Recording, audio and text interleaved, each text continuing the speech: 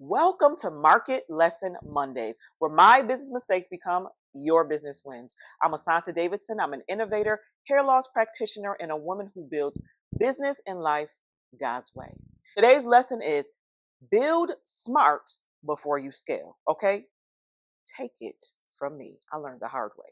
I'm going to give you 5 manufacturing lessons that protect your profit and your brand. Okay, so in the process of me doing my patent and my trademark during the Instabun creation phase, and for those of you who don't know anything about the Instabun, I am the original creator of the Instabun unit. It is a instant hair unit that was made with braids and materials that I literally had laying around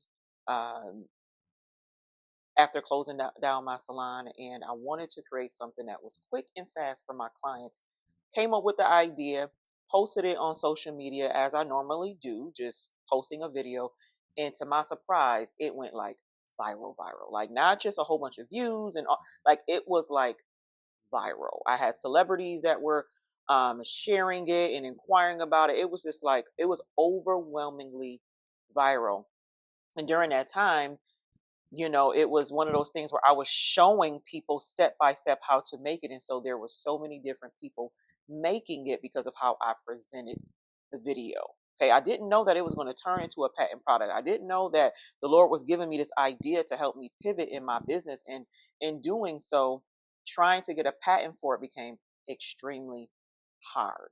Okay, so if I would have known that it was going to turn into an idea, I would have protected my intellectual property. All right. So I'm going to give you 5 manufacturing lessons. All right. First lesson, get educated.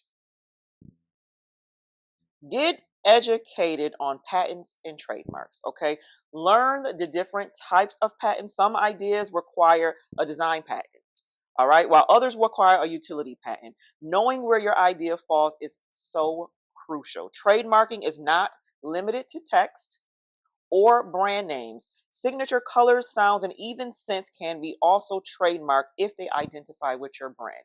And so with the Instabun, I decided to go with a design patent because the design patent would give me the protection of the visual appearance of my Instabun. Because there were so many people making them, I needed a very quick, streamlined process. And so design patents are much more easier to get, especially with a beauty product, than a actual utility patent.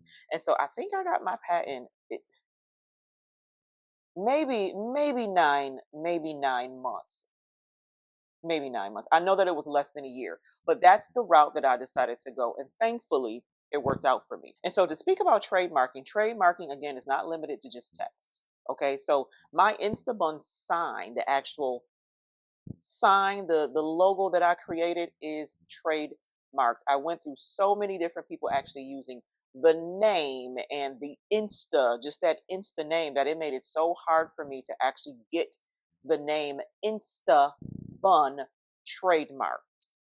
And this is what people don't understand. When someone comes up with an original idea and they're going through this process, you do them a disservice when you try to steal, mimic, or copy the originator. It don't help them. It does not serve them well. I went through so much, both nationally and locally. And plus, the China market has access to resources that I did not have. Okay. That's lesson number 1. Number 2, be mindful of who you share your ideas with. Okay, be mindful. Protect your intellectual property by using non-disclosure agreements, non-compete agreements. At the same time, remain flexible enough to receive assistance from founders and strategic partners. You don't want to operate in fear when you're protecting your intellectual property. Yes, make them sign agreements. When you're sitting before anybody and you're sharing your business idea, or if somebody is overlooking your business plan, have them sign those agreements, but Do not let fear of them stealing your idea cripple you if they have a very helpful resource. You can be sitting before a partner or someone that can give you money to invest in your product. And if you're not open to the idea of sharing your idea, then you can miss an opportunity. So be careful with that. Number 3, price your products for profit and not emotion. Honey, how many times? How many times do you, oh, I feel so bad that I'm charging this price. There is an actual formula to pricing, okay? There's a formula to pricing. Use the cost of goods formula, all right? And I'm going to link all of this information below with details. Use a cost of goods formula and clearly determine your profit margin. If you want to make 30%, that's like foundational. That's like basic. If you have a product or service that you're promoting, 30% is like the baseline, okay? If you want to do 40%, even if you want to get up to 50%, set your profit margin and do that accordingly so that you can use that profit margin to determine your price. Okay, include all expenses, every last expense. That is super important. Include all expenses, including processing fees and platforming fees. Okay, or sorry, platform fees. Do not price your products according to your heart or according to the relationship or according to how you feel. That's not going to grow your business. It's not going to help you scale. Price them according to sustainability and profit. So, lesson number 4, start small with manufacturing. When you secure a solid manufacturing partner, praise the Lord, begin with a small production run. These big major companies that we see all over the world in your Target stores, in your Walmart stores, in your Ulta, and all of these places, I'm talking specifically about these beauty brands, they didn't start where they are now. They started with a very small, controlled amount of products to gauge the market. You don't want to get 1,000 products and then hope and pray that 1,000 people will purchase them. You want a small, controlled amount of products. It's safe and it's wise. Okay? This helps control inventory, reduce unnecessary investments, and preserve capital. Let your customers' purchasing behavior guide you.